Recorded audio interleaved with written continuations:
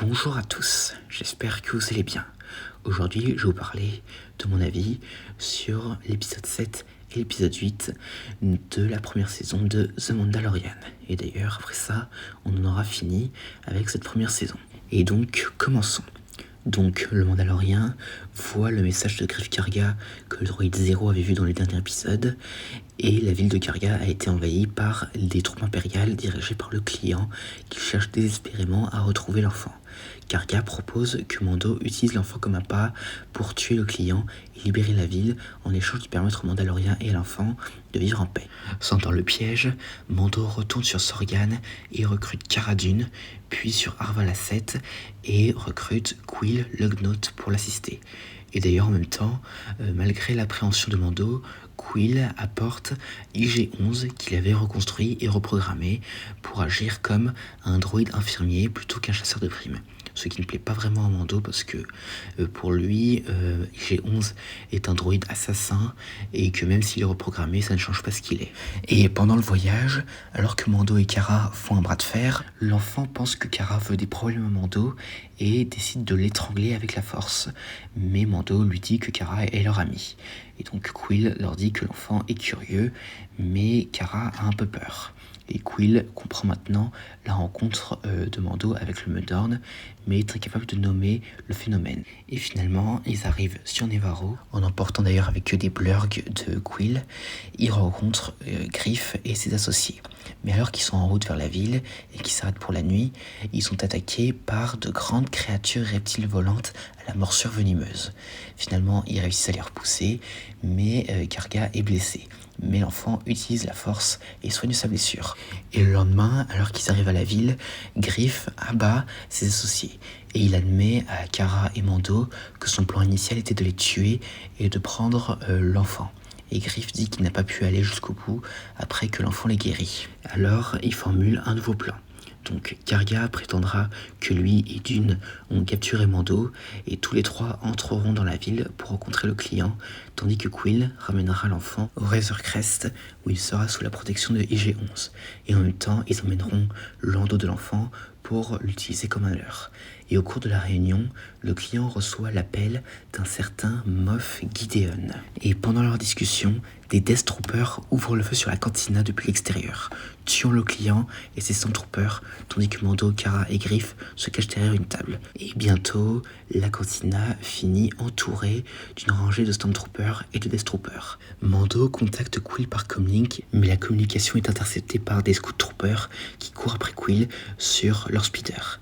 Et pendant ce temps, le Moff Gideon arrive dans un chasseur TIE et se vante que l'enfant sera bientôt en sa possession. Et dans le désert à l'extérieur de la ville, les deux Scout Troopers traquent et capturent l'enfant et laissent Quill mort sur le sol. Et c'est la fin. Alors qu'est-ce que j'en ai pensé ? Alors très clairement, ça fait plaisir de revenir enfin à l'intrigue principale, parce que les trois précédents, ça s'éloignait assez. Alors aussi pour le retour de IG-11, franchement, je m'y attendais pas la première fois que j'ai vu cet épisode. Et aussi pour le fait qu'il lui donne une rédemption, franchement c'était assez inattendu et intéressant. Et pour la scène où l'enfant utilise la force pour étrangler Cara Dune, alors là... très côté obscur tout ça. Et heureusement que Palpatine du temps de l'Empire ne connaisse pas son existence, parce que sinon je suis sûr qu'il aurait fait un bon inquisiteur. Hein. Enfin bref. Et cela montre aussi d'ailleurs que l'enfant a encore beaucoup à apprendre vis-à-vis de comment utiliser la force. Parce que là, il ne fait pas trop la différence entre utiliser côté lumineux et côté obscur. Et d'ailleurs, dans cet épisode, nous avons la vraie première apparition du pouvoir de guérison de force dans l'univers canon de Star Wars. Parce que cet épisode est sorti avant l'épisode 9, donc l'ascension des Skywalker, et donc avant que l'on voit Rey et Ben Solo s'en servir. Alors, et pour le client, alors franchement, je ne sais pas pourquoi il appelle tout le temps le client, mais franchement, je trouve que c'est un peu bizarre. Et aussi pour la scène où le Moff Gideon le fait exécuter lui et ses gardes, alors là franchement... assez sanglant, hein, ce Moff Gideon, hein. Surtout qu'il a tué ses propres soldats dans le processus. Et donc aussi nous avons le retour des Death Troopers, qui était franchement une bonne surprise, parce qu'on ne les avait pas revus depuis Rogue One en live action. Et donc alors, pour le TIE du Moff Gideon, alors franchement son fonctionnement il est assez étrange. Et d'ailleurs, quand je l'ai vu pour la première fois, je me suis dit, non mais c'est un TIE X-Wing ou quoi? Parce que franchement, quand il plie les ailes là, on dirait vraiment que ça fait un X-Wing là, mais bon. Et alors, pour la mort de Quill, alors franchement, je le dis ouvertement, c'était pas malin de la part de Mando. Parce que un grand stratège comme lui devrait savoir qu'il ne faut jamais communiquer en plein territoire ennemi sans que la communication soit interceptée. Voilà, franchement, Mando, assez déçu, hein, mais bon. Et donc, pour ce qui est de ma note sur cet épisode, ce serait 7 sur 10. Maintenant, passons au 8e et dernier épisode de la saison. Donc, au début de cet épisode-là, les Scout Troopers qui ont capturé l'enfant s'entraînent à tirer en attendant le signal pour retourner à Nevarro City. Sans surprise, ils n'y arrivent pas. Comme quoi, les Stormtroopers ne changeront jamais. Mais heureusement, IG-11 arrive pour sauver l'enfant. Et pendant ce temps, Mando, Cara Dune et Greef sont piégés par le Moff Gideon. Et ce dernier donne beaucoup d'informations concernant les trois personnages. Parce que déjà, il révèle que le nom complet de Cara Dune est Cara Cynthia Dune et que c'est une survivante d'Alderaan. Il dit aussi que Greef Karga était autrefois un magistrat. Et aussi, surtout, il mentionne le vrai nom de Mando, Din Djarin.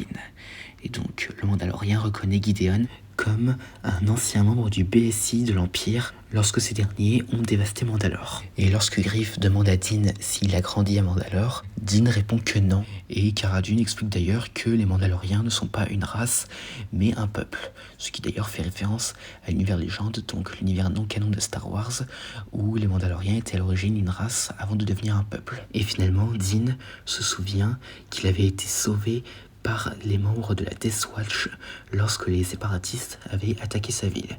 Depuis, il avait été élevé comme l'un des leurs. Finalement, IG-11 arrive sur un speeder de Scout Trooper avec l'enfant, tuant les Stormtroopers, et Mando en élimine plusieurs autres, mais Gideon le blesse gravement.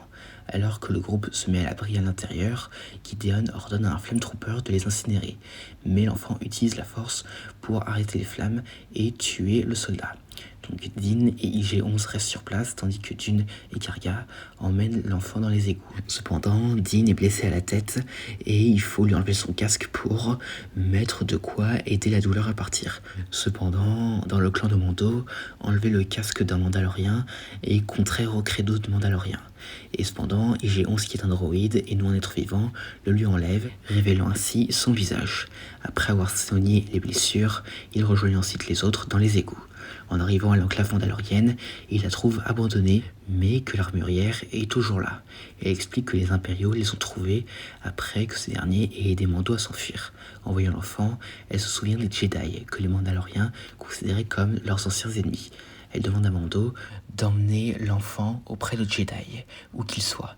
Elle grave également sur l'épaulette de Din un symbole représentant le Mudhorn et lui donne un jetpack.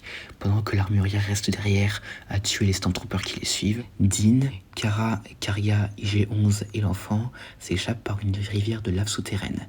Et IG-11 décide de se sacrifier en tombant dans une embuscade et en activant son autodestruction. Après leur sortie, Gideon les attaque avec son chasseur TIE. Avec l'aide de son jetpack, Din plante des explosifs sur le chasseur de Gideon et le vaisseau s'écrase. Les impériaux étant vaincus, Karga invite Din à retourner dans la guilde, mais il refuse car il doit s'occuper de l'enfant. Dune choisit de rester sur place pour travailler comme exécuteur de Karga. Le Mandalorien enterre Quill et quitte Nevarro. Et pendant ce temps, le Moff Gideon a survécu au crash et s'extirpe de l'épave de son vaisseau avec le sabre noir des Mandaloriens. Et c'est la fin de la saison. Alors qu'est-ce que j'en ai pensé? Alors très clairement, c'était un assez bon final. Alors déjà, le personnage du Moff Gideon, il est très charismatique, et autant dire que c'est très important pour un personnage. Donc franchement, Gideon, pour moi, c'est un des meilleurs méchants qu'on a ces derniers temps en termes de série Star Wars. Alors IG-11, franchement, ce sacrifice, alors franchement, c'était assez stylé, surtout quand il s'avance vers les Stormtroopers en marchant dans la lave, et surtout le nombre qu'il explose après. Non mais franchement, il est parti de manière explosive, cette IG-11. Donc aussi, c'est intéressant de voir que Moff Gideon connaît assez bien les 3 personnages, et aussi cela est très intriguant parce que on peut se demander comment ça se fait qu'il les connaît aussi bien. Et donc pour le combat entre Din et Gideon, alors franchement, il est pas mal. Et d'ailleurs, bon, la réaction que Gideon quand Din met un explosif sur son vaisseau, alors franchement, c'était un peu bizarre quand il fait non. Non mais franchement là, c'était assez bizarre et assez drôle en même temps quand il se mettait à dire non comme ça là, alors qu'il était sur le point de s'écraser. Alors pour la scène de l'armurière contre les Stormtroopers, alors aussi c'était stylé, et franchement les Stormtroopers n'ont jamais autant été victimes de cette manière. Non mais franchement, et d'ailleurs quand j'y pense, dans la postologie, ils ont pas autant été comme ça, hein. Et, enfin vraiment les pauvres quoi. Alors, et pour la scène finale, alors, c'était une assez grosse surprise de voir le sabre noir en live action.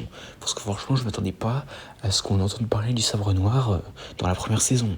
Enfin, de toute façon, vu que cette série est principalement sur les Mandaloriens, je m'attendais un petit peu à ce qu'on en entende parler, mais pas qu'on le voit vraiment.